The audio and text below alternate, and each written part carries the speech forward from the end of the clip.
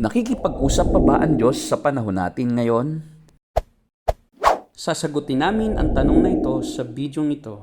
Marami ka pang matututunan sa aming website na gotquestions.org Tagalog. Nasusulat sa Biblia na nakipag-usap ang Diyos sa mga tao ng maraming beses. Exodo 3:14, Josue 1:1, Hukom 6:18, Unang Samuel 3:11, Ikalawang Samuel 2:1, Job 40:1, Isaiah 7:3, Jeremias 1:7, Gawa 8:26 at 9:15. Ito'y ilang halimbawa lamang. Sa daan-daang beses na pakikipag-usap ng Diyos sa mga tao sa iba't ibang kaparaanan na itinala sa Biblia, dapat nating tandaan na naganap ang mga pakikipag-usap na ito ng Diyos sa tao sa loob ng 4,000 taon sa kasaysayan. Ang malinaw na pagsasalita ng Diyos ay isang natatanging karanasan, ngunit hindi ito kinakailangang mangyari sa mga Kristiyano.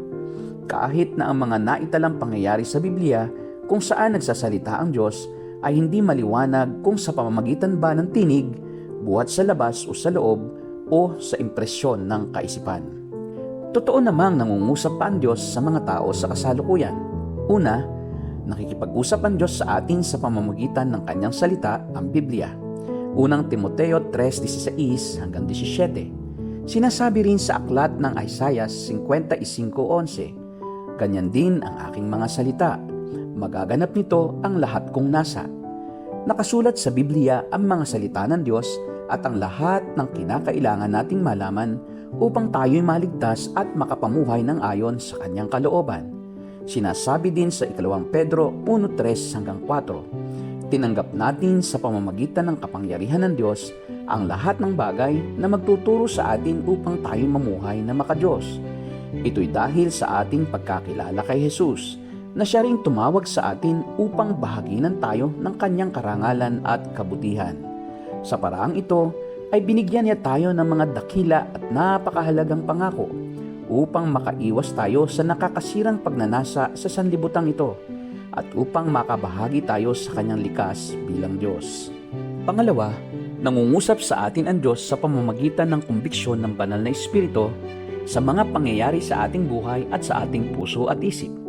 Tinutulungan tayo ng Diyos na malaman ang tama at mali sa pamamagitan ng ating konsensya at espiritu na pinananahanan ng banal na Espiritu. Unang Timoteo 1:5, Unang Pedro 3:16. Ang mga mananampalataya ay nasa proseso ng paghubog ng Diyos sa kanilang isipan upang umayon sa kanyang kalooban sa pamamagitan ng kanyang mga salita. Roma 12:2. Pinahihintulutan din minsan ng Diyos ang mga pangyayari sa ating mga buhay upang tayo ay gabayan, baguhin at tulungan lumago sa ating buhay espiritual. Santiago 1:2-5, Hebreo 12:5-11. Pinapaalala sa atin ng unang Pedro 1:6-7 na ito'y dapat ninyong ikagalak kahit na maaaring magdanas muna kayo ng iba't ibang pagsubok sa loob ng maikling panahon. Ang gintong nasisira ay pinaparaan sa apoy upang malaman kung talagang dalisay. Gayon din naman, ang inyong pananampalataya na higit na mahalaga kaysa ginto ay pinaparaan sa pagsubok upang malaman kung ito'y talagang tapat. Sa gayon, kayo'y papupurihan, dadakilain at pararangalan sa araw na mahayag si Jesucristo. Walang direktang sinasabi sa Biblia na maaari pang makipag-usap sa pamamagitan ng naririnig na tinig ang Diyos sa mga tao ngayon. Kaduda-duda kung palagian itong nangyayari gaya ng inaangkin ng iba. Muli, sa Biblia, ang malinaw na pangusap ng Diyos ay isang bukod tangi at hindi isang ordinaryong pangyayari. Kung ang sino man ay nag-aangkin na nakipag-usap di umano sa kanya ang Diyos, laging dapat niyang ikumpara kung ano ang sinabi sa kanya ng Diyos sa sinasabi ng Biblia. Dahil kung magsasalita man ang Diyos ngayon, ang kanyang sasabihin ay tiyak na lubusang sumasang-ayon sa kanyang sinasabi sa Biblia. Kailanman, hindi sasalungatin ng Diyos ang kanyang sarili.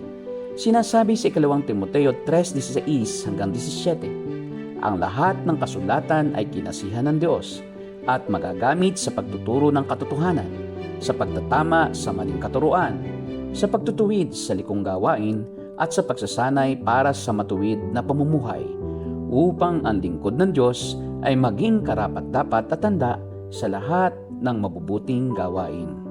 Iyan ang aming sagot sa tanong na, nakikipag-usap pa ba ang Diyos sa panahon natin ngayon?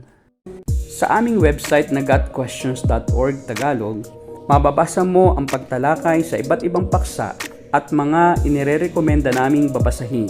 Kung nakatulong sa iyo ang video nito, click ang thumbs up at subscribe button. Kung gusto mong mapanood ang aming mga susunod na video, i-click ang bell at panoorin ang mga susunod na sagot sa iba pang mga tanong.